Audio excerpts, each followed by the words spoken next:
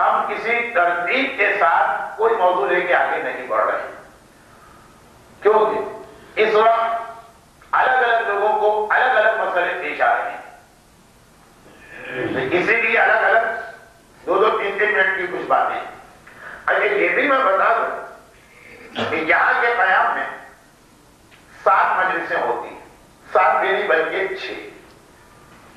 8 دن کا قیام ہے، آخری دن عمرہ تمتع کے احرام کی تیاریاں اور پھر سارا سامان کی پیکنگ اور عصر کے قریب نکل جانا، جس کی وجہ سے اس دن الوداعی اعمال تو ہوتے ہیں، مجلس نہیں ہوتی ہے، تو 7 دن باقی بچے۔ 7 دن میں جس دن اطراف میں مکہ کی مدینے کی بس والی زیارتیں ہوں گی، تو سارا دن اس میں نکل جائے گا، وہ مجلس بھی ہو ہی نہیں سکے گی۔ اب یہ کل 6 مجلس ہیں، لیکن ایک ایڈوانٹیج یہ کہ جو کہ حجت الاسلام مولانا نقوی صاحب قبلہ ہیں، تو کچھ وہ کچھ میں کسی نہ کسی طرح 6 دن کی مجالس میں مدینے کا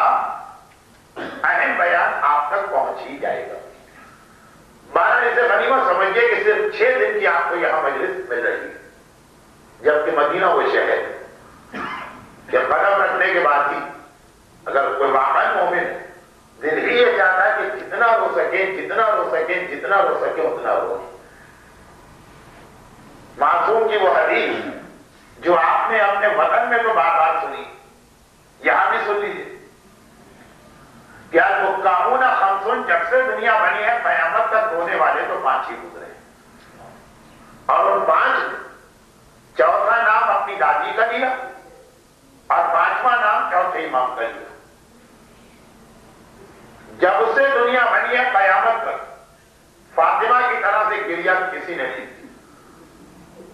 سید الساجدین کی طرح سے ماتم کسی نے نہیں کی، اور ان دونوں شخصیتوں نے یہ ماتم اسی شہر مدینہ میں کیا۔ اسی کی گلیاں ہیں، اسی کی سڑکیں ہیں، اسی کے بازار ہیں، اسی کے مکانات، جو کبھی وارث حسین سید الساجدین کے ماتم کے گواہ بنے اور کبھی ان سے بھی پہلے رسول کی اس دکھیاری بیٹی کے ماتم کے گواہ بنے، جن کو آج بھی ہم سلام کرتے ہیں تو السلام علیہ ایتھا المظلومۃ المغصوبہ المستعدۃ المقصورہ۔ سلام اس بیوی پر جن پہ ظلم بھی کیا گیا، جن کے حق کو غصب بھی کیا گیا، جن کی پسلیوں کو توڑا بھی گیا۔ شہر مدینہ بہت مختصر وقت رہے گا، اس شہر میں آپ آگے رہیں، یہ اندازہ کیجئے گا کہ جس شہر کی فضائیں اور ہوائیں اور زمین اور ریت اور مٹی کی ضرورت فاطمہ زہرا کی گریے کی گواہ۔ مجلس کی اہمیت بھی آپ کے ذہن میں ہو۔ حالات کچھ ایسے کہ کچھ ایرانی قافلے سب نے اور کچھ خلیجی قافلے تو پھر بھی حرم کے صحن میں بیٹھ کے کبھی مجلس کر کے کچھ آنسو بہا لیتے۔ ہمارے لیے تو یہی اپنے ہوٹل کی لابی ہے جس کے اندر تھوڑی سی زحمت اٹھا کے مجلس میں آ جائیں تو یہ چند آنسوؤں کے بہانے کا موقع ملے، اور صحیح معنوں میں یہی بیٹھ کر رسول زادی کو ان کے بابا کا پرسہ بھی دے سکتے اور خود ان کا پرسہ کا۔ یہ بیان تھوڑی دیر کے بعد آئے گا، لیکن چونکہ قیام مکہ اکثر لوگ اس باقاعدگی سے مجلس میں شریک نہیں ہو پا رہے، مدینے کے اندر یہاں کے اعمال اور زیارت کا حصہ سمجھ لیجئے کہ یہ مجالس بھی ہے۔ اب آئیے صحیح معنوں منزل مسائل پر پہنچنے سے پہلے چند متفرق مسائل، جیسا کہ میں نے عرض کیا تھا اور شاید مردوں کے سامنے یہ بات میں نہیں کہہ سکا تھا، خواتین کے لیے کہا تھا اور دوسرے قافلوں میں تو چھوٹے قافلے ہیں تو ایک ساتھ کہا تھا کہ پہلا دن آپ حرم میں جائیے، کچھ سمجھ میں نہیں آئے گا، کچھ سمجھ میں آئے گا، کچھ پتہ نہیں چلے گا کیا جگہ ہے، کہاں آئے ہیں، کیا کرنا ہے کیا نہیں کرنا، لیکن پہلے دن کی یہ بے ترتیبی، پہلے دن کا یہ پریشان ہو جانا بڑا اچھا، اسی کی مدد سے پھر آہستہ آہستہ ایک ایک دو دو زیارتوں کا بیان ہوتا جائے گا، ہر چیز آپ کے لیے واضح ہوتی جائے گی۔ اس سال ابھی تک مدینے میں وہ رش نہیں ہوا. تو تھوڑا بھی ابھی آپ کے پاس یہ غنیمت موقع ہے, 2-3 دن کے بعد بڑے بڑے کے قافلے آ رہے ہیں, تو شاید حرم میں داخل ہونے کا موقع بھی نہ ملے. لیکن جسے میں کم رش کہہ رہا ہوں, پرانے تجربے کی روشنی, وہ بھی بعض مومنین کے لیے اچھا خاصا اور ٹھیک ٹھاک رش ہے. لیکن مردوں کے لیے بہرحال ایک اطمینان ہے کہ رات کو 8-8:15 کے بعد جب بھی آپ حرم میں جائیں تو وہ حرم کا اصل حصہ,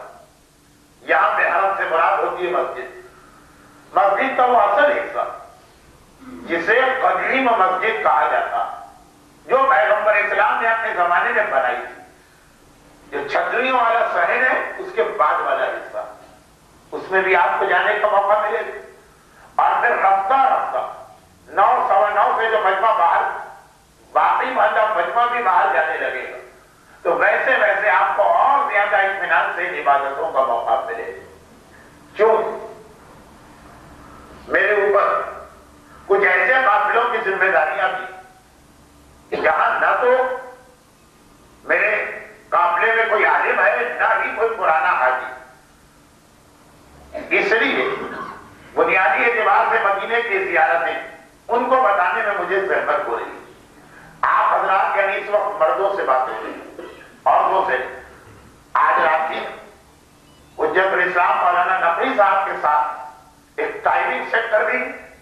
اور 9 بجے 9:15 بجے 9:30 بجے حرم کے اندر کی جو اہم زیارتیں, یقیناً وہاں مناسب بھی نہیں ہے اور وقت بھی نہیں ہوگا کہ مولانا اس کا بیان کرے, وہ تو کل سے میں شروع کروں گا. لیکن پہلے سے پتا چل جائے کہ یہ ہے جنت کا ٹکڑا, یہ ہے ستون عائشہ, یہ ہے ستون توبہ, یہ ہے پرانی مسجد, یہ ہے بات کا اضافہ. تو یہ آج کسی وقت مولانا تو جیسا میں نے کہا کہ ہر وقت آپ کی خدمت کے لیے تیار اور آمادہ, تو آج رات کی ساری چیزیں اگر آپ دیکھ لیں تو کل کی مجلس سے جب یہ بیان شروع ہوگا تو آپ کے لیے بات سمجھنے میں آسانی ہوگی. پھر یہ چارٹ یہاں پہ لگایا گیا, اسے بھی آپ جانے سے پہلے کسی وقت دیکھ لیجیے گا. وہاں آج رات کو مختلف قافلے, 2-3 قافلوں کے بارے میں مجھے پتا کہ وہ آج رات کو 9, 9:15, 9:30, 9:45, کل جب میں حرم میں تھا تو 11:15 بجے کے قریب انہوں نے سب کو باہر نکالا. بہت وقت ہوتا ہے عشاء کے بعد سے لے کے 11:15 تک. تو آج رات کئی قافلے چھوٹے چھوٹے گروپ بنا کر, بڑا گروپ یہاں پہ ایک مسئلہ, چھوٹے چھوٹے گروپ بنا کے یہ زیارتیں خالی نام کی حد سمجھ, پھر انشاءاللہ اس کا بیان ہوگا. خواتین سے یہ گزارش ہے کہ انتظامیہ شاید کوشش کرے, لیکن ان کو یہ زیارتوں کا زیادہ بیان مجلس کی شکل میں ملے گا تو جتنا وہ توجہ سے سنیں گی اتنا ہی ان کے یہ زیارتوں کو سمجھنا اور ان سے استفادہ کرنا آسان ہوگا. تو خیر یہ کوئی انتظامی اعلان نہیں تھا, یہ مردوں کو یہ بتانا تھا کہ حرم میں زیادہ اطمینان سے اصلی حرم میں عبادت کا موقع آپ کو رات کو ملے. اور پھر ماشاءاللہ اس قافلے میں کتنے ہی پرانے حاجی اور ان سے بڑھ کر عمرہ کرنے والے جو یہ ساری چیزیں سمجھے ہوئے ہیں. اچھا اب آئیے اس کے بعد, گرچہ میں نے مکے میں 2 مسئلے بتائے, لیکن نئے آدمی کے لیے ایک مرتبہ سننے سے یہ مسئلے واضح نہیں ہوتے. آپ کا حسن جدید مدینے میں واقع, اس لیے بہتر یہ ہے کہ یہاں پہ اگر کبھی کوئی نماز آپ کو پڑھنا پڑے تو قصر ہی پڑھیے گا. اگرچہ آقا سیستانی کے یہاں جدید مکے میں بھی اجازت ہے, لیکن بہتر ہے. لیکن حرم کے اندر یعنی مسجد کی حدود کے اندر, چاہے پرانی مسجد ہو چاہے نئی مسجد, آپ کو اختیار ہے نمازیں قصر بھی پڑھ سکتے ہیں اور پوری. شاید یہ مسئلہ مجھے بعد میں بتانا چاہیے تھا, پہلے جملہ اور کہنا چاہیے. شرعن اور فقہی اعتبار سے آپ مدینے میں مسافر ہیں, کیونکہ آپ کا قیام 10 دن سے کم. صرف 2 روزوں کی اجازت ہے جو آج کچھ لوگوں نے رکھے ہو, اور نماز کے لیے مسجد کے اندر تو آپ کو پورا اختیار. ہوٹل میں بھی اختیار ہے، لیکن بہتر یہ ہے کہ یہاں پہ آپ فصل ہی پڑھیے اور ابھی سے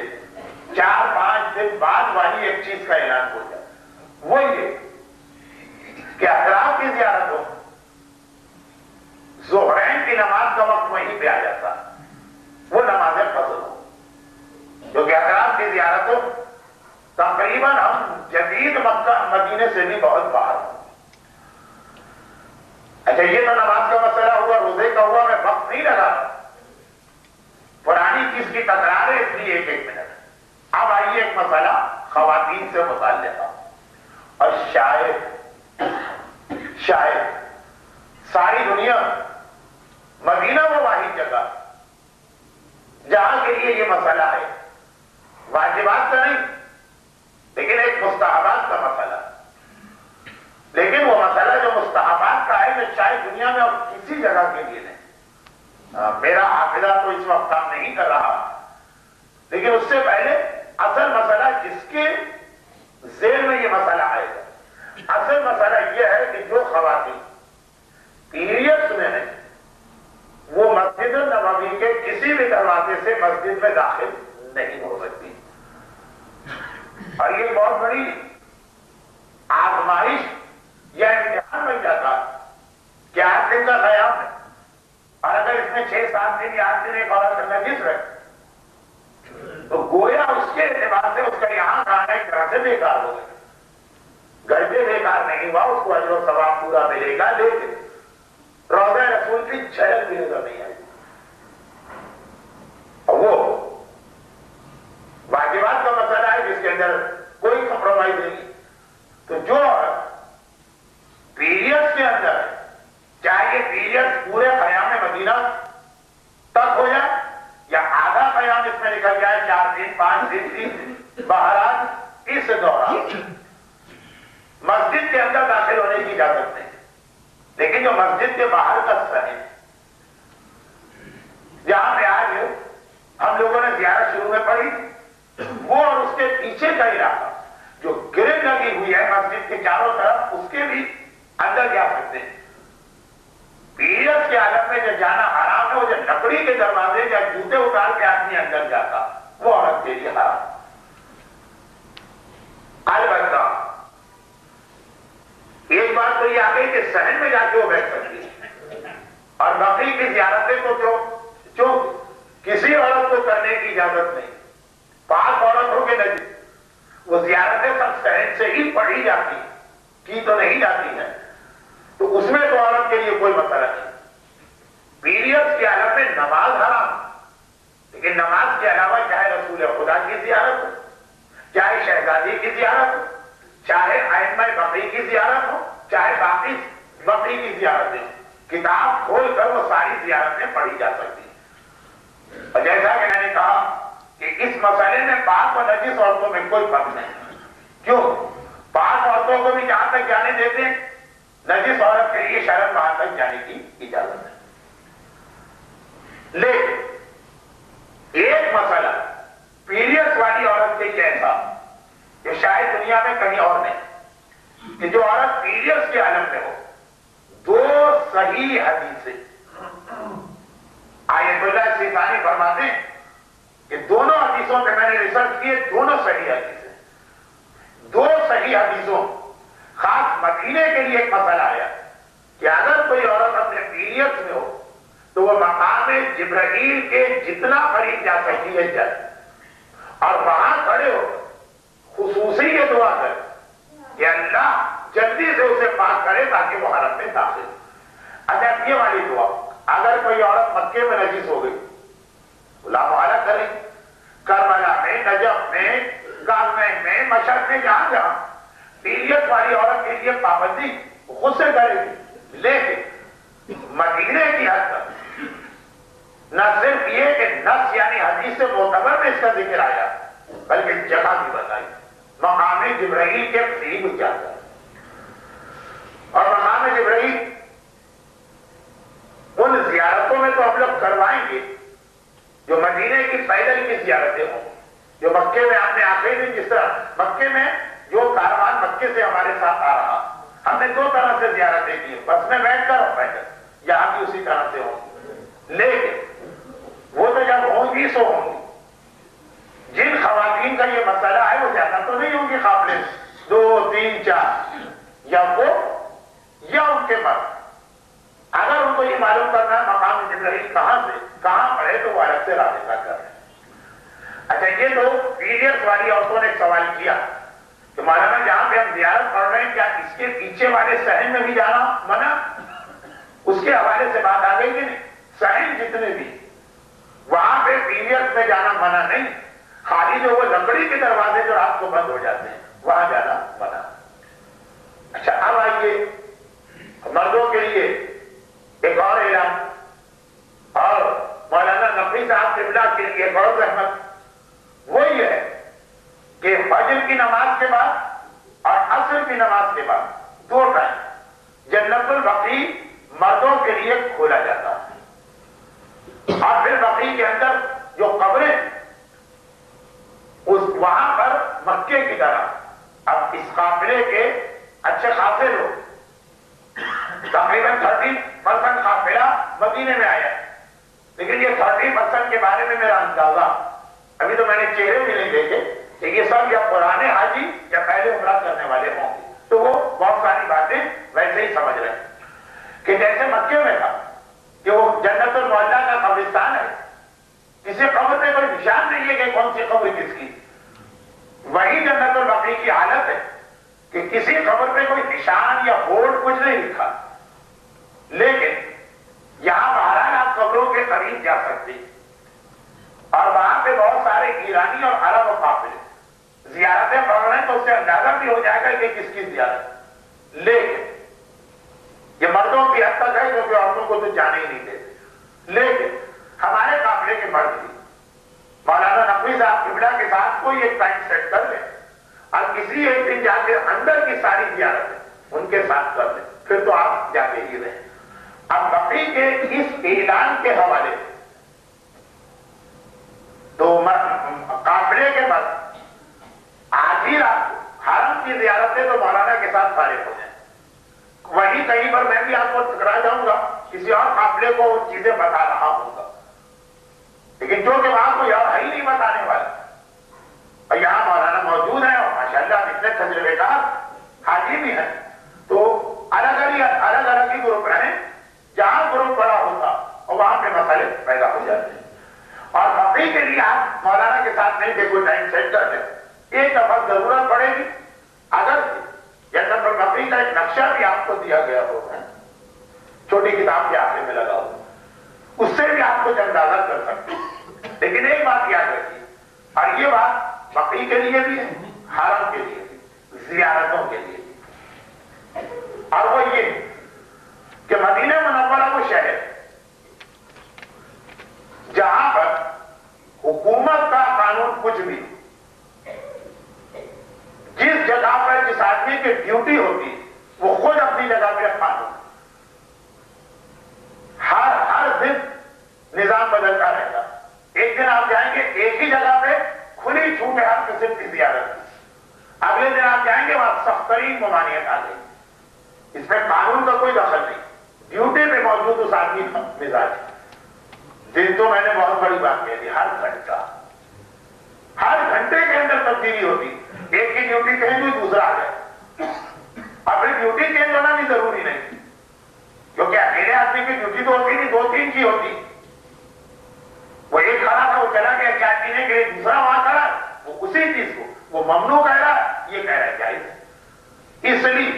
یہاں پر جو انتظامی اعلانات ہوں ٹائمنگز کے حوالے سے، یا جو آپ کا اپنا تجربہ ہو ایک دن کے حوالے سے کہ بھائی وہاں نہیں جانا، وہاں تو بڑی سختی ہوتی، بڑی بدتمیزی سے بات کرتے، دھکے دے کے بھگاتے،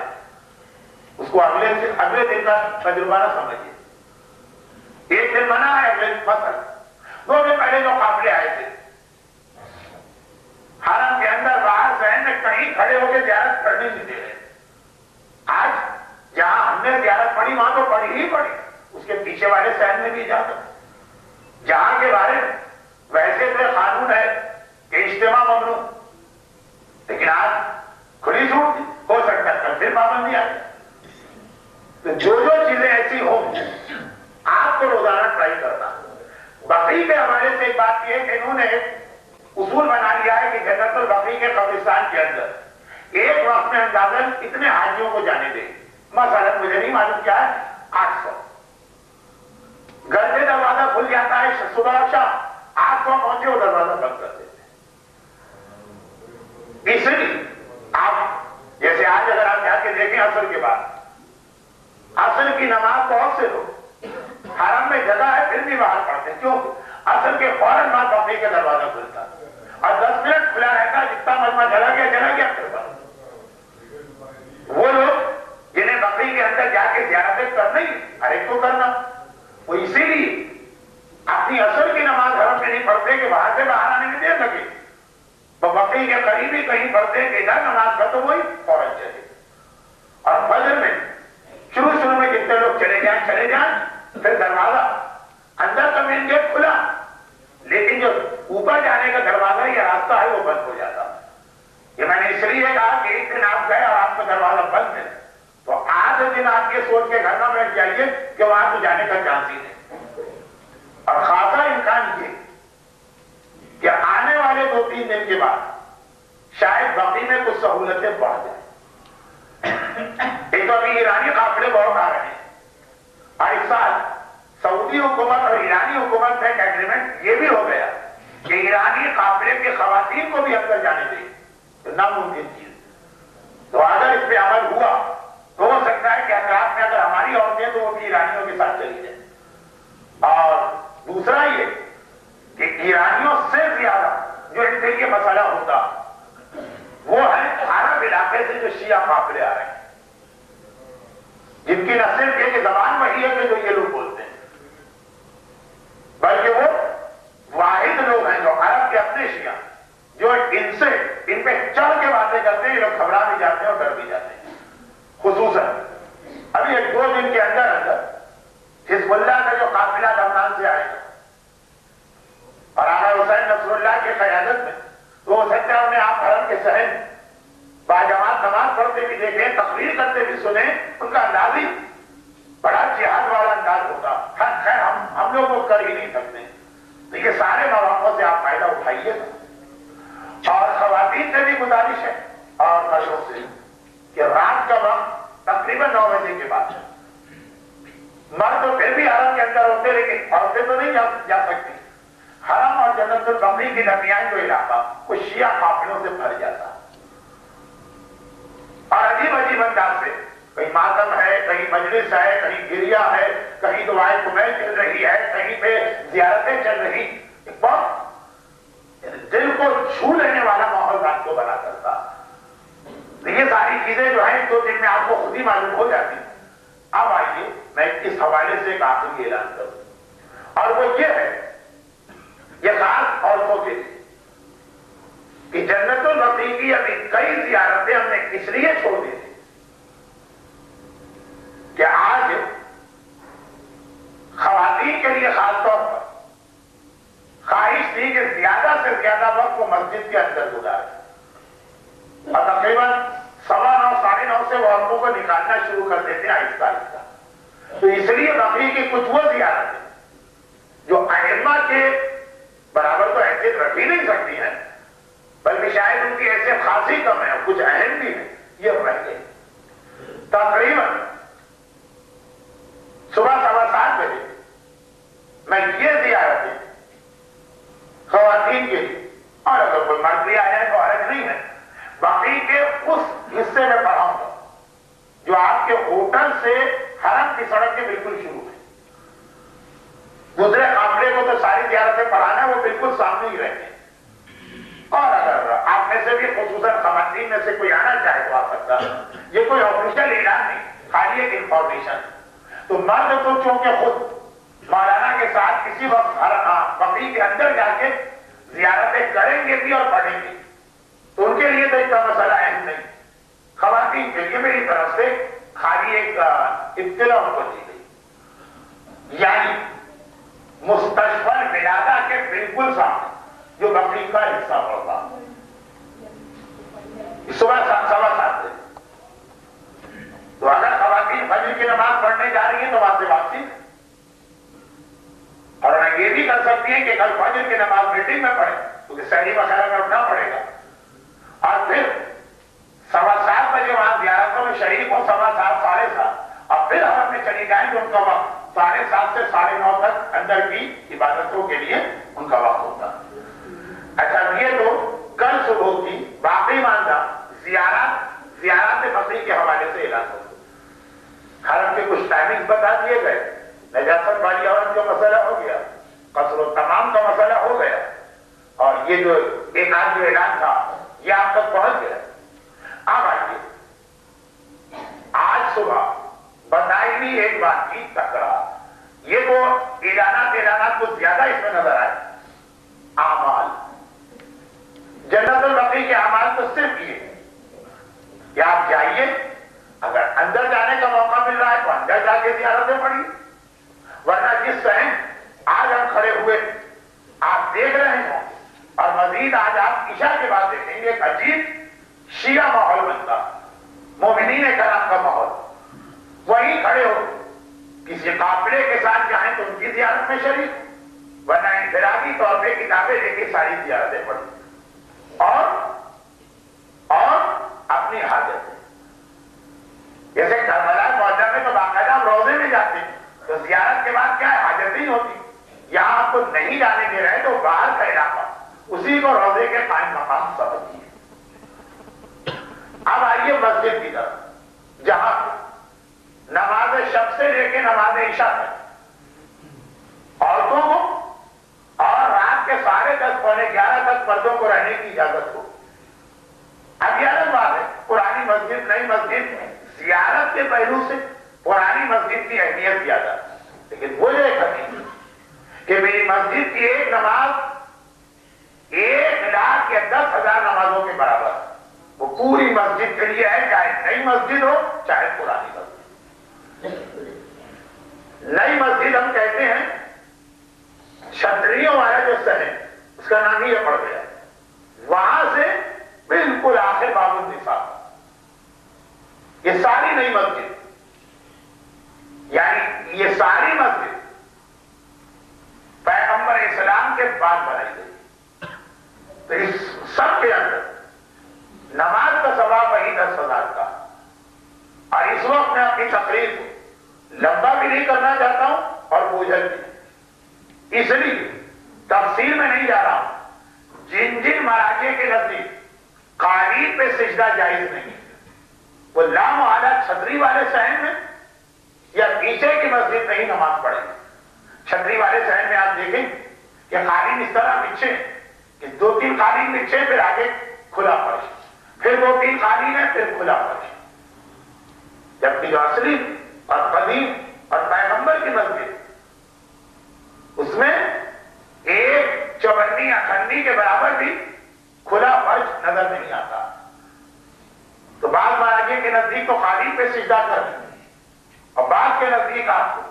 یہاں پر عقیق کی انگوٹھی اور لکڑی کی تصویر استعمال کرنا ہو۔ پرسوں شام کو پورے قافلے کے ہاتھ سے کتابیں چاہیے،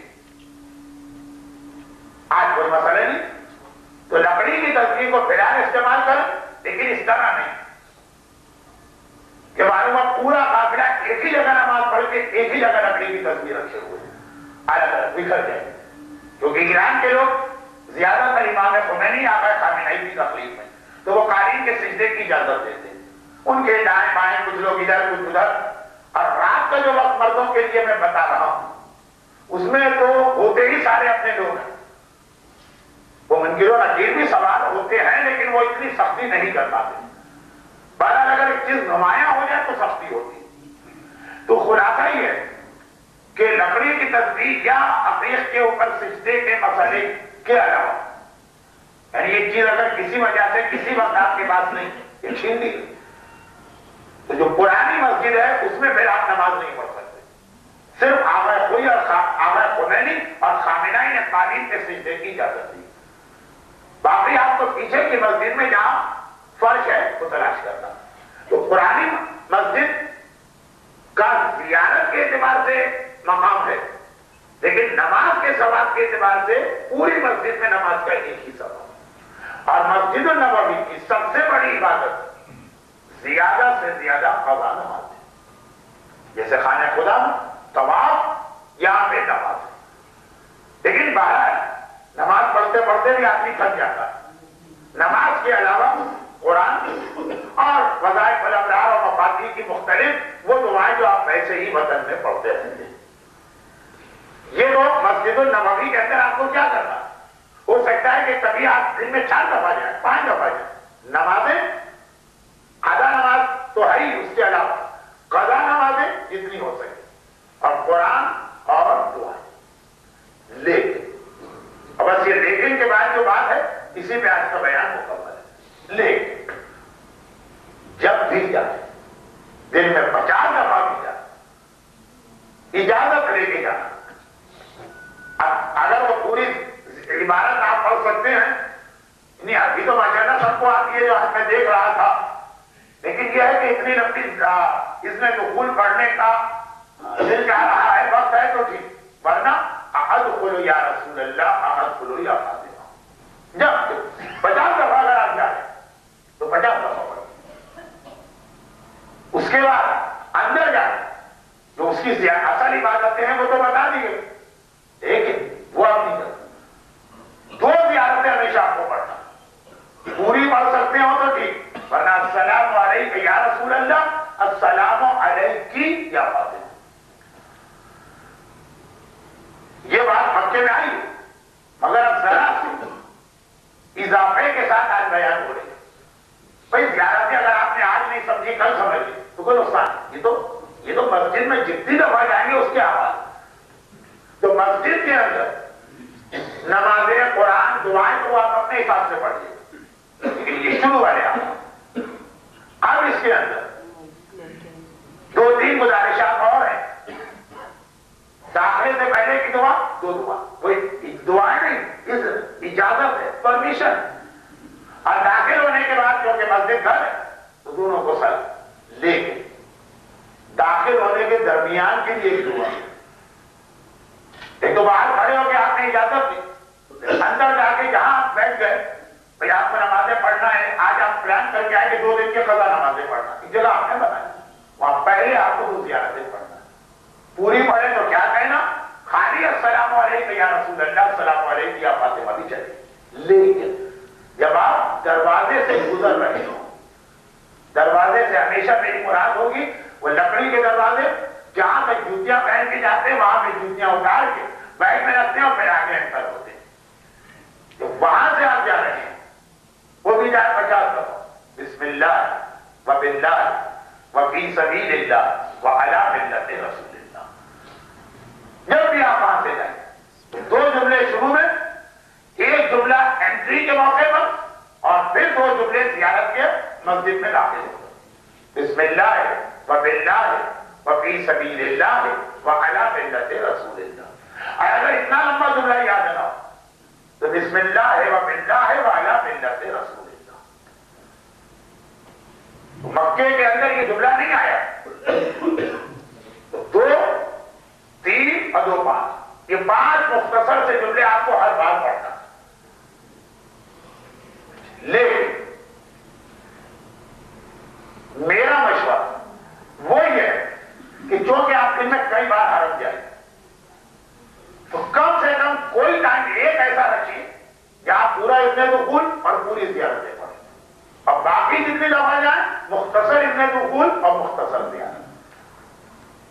یعنی میں نے کیا کہا؟ میں نے یہ کہا کہ نہ تو کوئی آدمی یہ عادت بنائے کہ ہمیشہ مختصر ہی سے کام چلائے، نہ یہ کہ ہمیشہ تفصیلی پڑھے. کوئی ایک دن کا کوئی وقت تفصیلی ابن دخول، تفصیلی زیارت، اور باقی جو آپ 3 4 5 دفعہ جا رہے ہیں مختصر ابن دخول، مختصر زیارت. اب مردوں کے لیے تفصیلی زیارت پر ابن دخول راضی کو مناسب. جب آپ بالکل آگے جنت کے ٹکڑے تک پہنچ کے زیارت پڑھ سکتے ہیں. زیارت پڑھنے کی سب سے بہترین جگہ کی بھائی تو وہ دن میں جتنی دفعہ جائیں مختصر جملوں سے کام چلائے. لیکن رات کا پورا کریں کہ پہلے پورا ابن دخول پڑھیں گے اور پھر اندر جب جائیں گے بڑھتے بڑھتے بڑھتے بڑھتے جنت کے ٹکڑے تک پہنچ کر ہاں تو بیٹھ کے عبادتیں ہی کرنا ہے تو تفصیلی زیارتیں دونوں پڑھیں گے. دن میں ایک بار. بہرحال یہ تو میرا مشورہ. مسئلہ یہ ہے کہ چاہے آپ ہر مرتبہ مختصر سے کام کرائیے اور چاہے آپ ہر مرتبہ تفصیل والی چیزیں پڑھیں, دونوں کی اجازت دی گئی. البتہ جب بھی آپ زیارت پڑھیں اس کی نماز ضرور پڑھیے. چنانچہ آج ہم نے جو ایک مسئلہ بتایا تھا خواتین کو, وہ پھر میں دوہرا دوں کہ جب بھی آپ حرم میں جائیں گے 6 نمازیں زیارت پڑھنا پڑے گی. 2 رکعت نماز زیارت رسول خدا کی قربت اللہ, 2 رکعت نماز زیارت فاطمہ زہرا کی, 2 رکعت امام حسن کی, 2 رکعت امام سجاد کی, 2 رکعت نماز امام باقر کی, 2 رکعت امام صادق کی. 6 زیارت دن میں کم از کم ایک بار یہ نماز زیارت بھی پڑھیں, اور دن میں کم از کم ایک بار حرم میں جائیں تو 100 مرتبہ اللہ اکبر کی تسبیح پڑھیں. اتنی ساری چیزیں ہوں, اتنی ساری, وہ سب سرکولر کی شکل میں لگا دی جائیں گی. لیکن اب آئیے آخری باری سے دوہرا دوں, اتنی زیادہ بھی نہیں. دن میں جتنی مرتبہ جائیں مختصر اتنے دخول, گیٹ سے جاتے وقت بسم اللہ و باللہ و علی ملت رسول اللہ, اندر جا کے مختصر سے آئے. کم از کم دن میں ایک بار ائمہ بقی کی زیارت آج صحن میں پڑھیے, پورا تفصیلی اس نے دخول رسول خدا شہزادے کی لمبی زیارت پڑھیے, پھر حرم کے اندر جا 6 نمازیں زیارت پڑھیے اور 100 مرتبہ اللہ اکبر پڑھیے. یہ روزانہ کم سے کم 1 مرتبہ تو آپ اپنا طریقہ رکھیں. نماز زیارت اب پہلے دن کے بعد وہی نماز تحیت المسجد کا کام کرے گی. تو نماز زیارت ہو گئی, 100 مرتبہ کی تسبیح ہو گئی, اور جو زیارتیں آپ کو پڑھنا ہے تھوڑا سا اس کا بیان ہو گیا. اور پھر اس کے بعد حجت رضا مولانا نقوی صاحب قبلہ تو ہیں, جو چیز زیادہ کھچ ہو گئی ہے اور سمجھ میں نہیں آ رہا ہے تو آپ ان سے بتا, بڑی خوشی سے آپ کی خدمت کریں گے. اور کل کی مجلس سے پہلے تو میں بھی آ جاؤں گا, اور صبح بھی جو زیارتیں میں پڑھا رہا ہوں اس وقت بھی زیارتوں کے بعد کوئی مسئلہ مسائل پوچھا گیا تو کوئی مجھے اعتراض نہیں. یہ ہو گیا اگلے 24 گھنٹے آپ کو کس طرح کا دن گزارنا.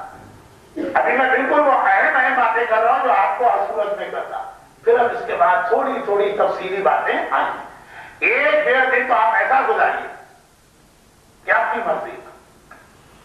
یہ جو باتیں بتائیے یہ 15-20 منٹ میں ہو جائیں گی. اس کے بعد اپنی مرضی,